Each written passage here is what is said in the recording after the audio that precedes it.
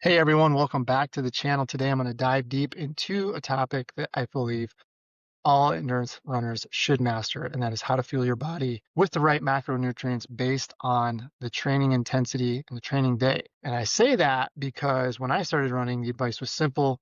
60% of your daily calories should come from carbohydrates, no matter what, right? And I think we're at a different point now than we were, I hate to admit it, 30 years ago, right? And so we've learned so much more about our bodies, the varying needs, and what you eat on an easy day should be different from what you're going to consume on a long run day. And so today we're going to break down those macro needs based on what you're doing for the day. And so the first thing I think we should do is define terms, right? So what are the days that we're talking about? And really comes down to 4 different days. And the first one is an easy day. And this is, by definitions I've seen, is 0 to 60 minutes of light activity. So think zone 1 activities if you are into the zones. And this is walking. This is jogs. I use the term loosely, jogs. I know some people really don't like that, but it's really easy running. I mean, we're talking super easy running, barely more than a walk, and that's under 30 minutes, or it's even an off day. And so the big problem with this one is a lot of people will have the misconception that this is what their normal easy days are. And for some, this is. However, if you're in marathon training, especially if you're under one of my schedules, a lot of your easy runs are probably going to be closer to 60 minutes on a regular day, especially when you get into the heart of training. And so you're going to be beyond what would be considered an easy day. So if you are in that position, then here's your requirements. Protein, you're looking at 1.6 grams per kilogram of body weight, 3 grams per kilogram of body weight for carbs, and then zero 0.8 grams of fat per kilogram of body weight. Just a quick note on that, just to convert into kilograms from pounds, just divide your weight in pounds by 2.2, and then that would give you your kilograms, and then you can multiply by the number that you are looking for. Uh, Immediately right away, what you'll see, the thing that stands out to me is, especially on the protein, where 1.6 is higher than the RDA to begin with, right? So one thing that most people probably aren't doing is the 1.6 grams. It could be significantly significantly different from where a lot of people are. 3 grams, I don't think if anybody's eating any type of 3 squares a day, then you're getting probably close to that 3 grams. And then fat, most people are probably getting close to that too. So, not a lot of works need to be done on an easy day. As we move forward, that things are going to probably get a little trickier. And so on moderate days, this is where I would say a lot of my athletes in particular are falling. And this category covers anything easy between 1 and 2 hours, right? So most easy runs, if you're running a 6 mile easy run, you're probably pushing close to 45 to 60 minutes on that. Some runs, for some people, it's a little bit longer. You're definitely getting that on your Saturday runs, and then your long runs are beyond that, or any workout under 60 minutes. Just reference for some of my athletes, this is going to include things like fartleks that I might give you early season. So if I give you something like 10 times a minute, you're probably going to fall into that 45-minute range. Some of the speed work will probably be in there, maybe some short tempo runs, things like that. But you're going to be in this category for quite a bit of stuff. Most speed workouts are probably going to be under 60 minutes, but the warm-ups and cool downs can extend them. But you'll still be in that 60 minutes of working out plus whatever you're warming up and cooling down. So that would be a moderate day. So you can see here, your requirements are going to jump up a little bit more. Protein jumps up to 1.8. Carbohydrate is now at 5 grams per kilogram, and fat is about 1 gram per kilogram. So 5, yeah, you're starting to get up there a little bit. That's, we'll take a look at a breakdown of what this looks like in a little bit, but it's going to take a little bit more effort. And so I have other blog posts out, like fueling during workouts and things like that. If you're doing that, you're fueling during the workouts, pre-workout, during workout, and then you're eating your meals and your snacks during the day, you're probably going to be pretty close to that but this is something you'd want to take a look at. Now, one thing I have in my notes is that, between the easy and moderate day, a lot of you might be looking at like kind of somewhere in between, not a problem. So if you want to split the difference on the carbohydrates and say 4 grams per kilogram, I'm not gonna fight with you on that. So you can definitely get by with that. So you can tweak that to fit however you see fit. All right, so hard days are going to be another jump, and that's going to be really anything that's 2 to 3 hours of easy to moderate running or 1 to 2 hours of interval training or tempo runs. The original definitions I've seen and hit, but I've kind of modified it to fit our training schedules and our training philosophies. So that's really going to be pretty much most of your long runs, and it's going to be your strength workouts. So if you follow Hanson's marathon method at all, we're talking about the 6x1, 4x1.5, things like that. Those are your strength workouts. Those are probably going to fall pretty close to that. And a lot of your longer tempo runs, once you get up to like 7, 8, 9, 10 mile tempo runs at marathon pace, a lot of you are going to be into that 1+ hour range of that effort. So that will put you into a hard day category. And what you'll see is that here again, another small jump in protein. Carbohydrates going to jump up again, 7 grams, and then fat's a little bit more. But once you get into that 5 to 7 grams per kilogram of body weight, you'll see those numbers start looking a little bit intimidating for some people. And this is especially if they're used to much lower carb intake on easy days, and they don't. I mean, when I'm talking about people who've struggled with taking in enough carbohydrates during their race, and a lot of the times is because they never practiced with the amounts that they were going to need during their race until like the week or two before their race. And then once they do that, their stomach just never had enough time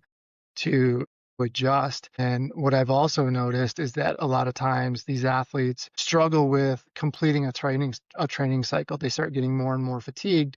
And the easy thing to do is blame it on the mileage. I get it. It's a logical thing to do, but this would be one of the first things I look at is like, are you fueling at the rate that you need to be to replenish what you're burning during those workouts? So this is a good thing. And as I'm recording this, actually, we're about 4 to 6 weeks out from the start of fall, really into the fall marathon season. And if this is you and you're in that kind of time frame, now's the time to really dial this in, because you still have time to get your stomach to adapt, and you can get into a better position where you're feeling a little bit better. You're able to get through the rest of the training cycle better, and then ultimately perform better on easy days. So this is, once you start getting in these numbers, you really want to look at, are you getting enough? And this is going to be even more prevalent on the next one. But for most people, like, this is where they're going to be their long runs. This is going to be where their bigger workouts are. So this is things that are probably happening at least twice a week for you at this point, maybe 3 times a week, that you need to be fueling at these types of rates. And I would venture that if a person is getting longer in their training cycle and they're not feeling very good, this is one of the things that should be looked at. Okay, so last one is the very hard days. And these are the biggest training efforts, anything beyond 3 hours of training. So this is definitely going to include some of the longest runs. And then, this would also I would put tune-up races or simulation workouts. So like if you're a person who does a half marathon at the end, 4 to 5 weeks out before a marathon, and you're racing it at a hard effort, I would probably put that in the very hard day. But it's going to be a little bit dependent on how hard the effort actually is. If you're doing marathon pace, maybe it falls into the hard days, but probably somewhere in that range there between a hard and very hard day. But anything longer than 3 hours for sure. So for many of you, your 16-mile long runs are going to fall into this category. If you're doing longer than that, more than likely they are. And then longer races that are taking a pretty big toll on you. So those are the 2 big categories. And so the requirements here, obviously protein is going to be going up a little bit as well. And then carbohydrate, 9 grams per kilogram, that scares the heck out of a lot of people. And then fat, 1.4 grams out of per kilogram of body weight. So that 9 grams is going to look pretty zesty to a lot of people. They're going to be wondering that. Now, to be fair, this isn't going to be happening all the time, right? So if it's, let's just do some quick math on this, right? So if you're running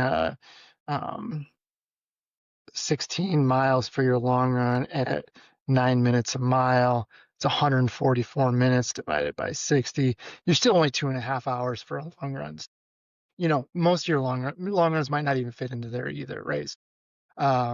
It's all going to be dependent. So the point is, you're probably going to be in this not very often. You're not going to be in this very hard day requirement very often. All right, so let's just look at what this looks like for a 150-pound person. Just a really quick example. So an easy day for a 150-pound person, a little over 100 grams protein a day, 200 grams of carbs, 55 grams of fat. I feel like most people are going to hit that pretty much no problem. No need for a special diet, no need to go crazy on carbs.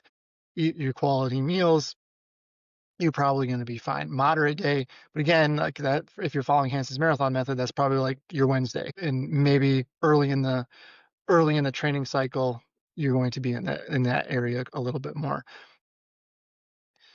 days. So honestly, somewhere between easy and moderate for most of your easy days. Protein 122 grams. I think that would surprise a lot of people. 140 grams of carbs. I know people who they will carbo load at 340 grams and they can't handle it. And the problem is they can't handle it is because they don't practice enough in training. And then 68 grams of fat. Carb day, 136 grams of protein, 477 grams of carbs. And I think that would surprise that would really surprise a lot of people. 82 grams of fat. So I'm not, you could see what I have for very hard there. 150 grams of protein, 614 grams of carbs, just under 100 grams of fat.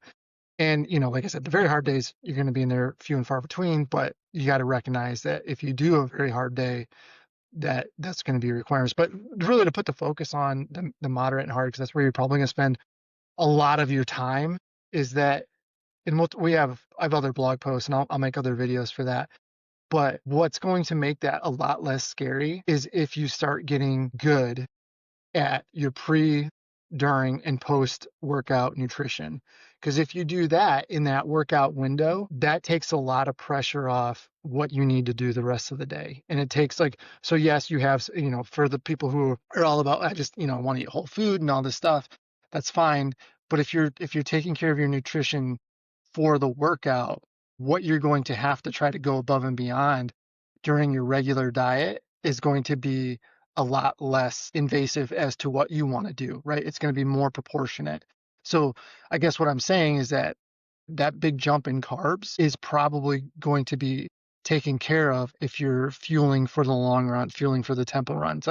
It's not going to be a thing to get 100 plus grams of carbohydrates in that workout during the workout and maybe even before the workout, which is going to take that, on a very hard day, take that 477 down to 377 or, maybe 325, 350. Either way, it's bringing that down a significant amount so that what you're eating during the day can still be mostly what you want, good quality, real food, right? And that's really where I want people to go with that, is that, yes, these numbers are big, but if you take care of the workout and what you're supposed to be doing for the workout as far as fueling and practicing the fueling and practicing at the rates that you want to take during the race, you are going to be much better off. So just keep that in mind. And then so laying that out, I think that, there's three things I want you to take from this, and that is protein needs are not static. You can see on here that protein needs jump quite a bit, well above what recommended numbers are for, average people, right? Because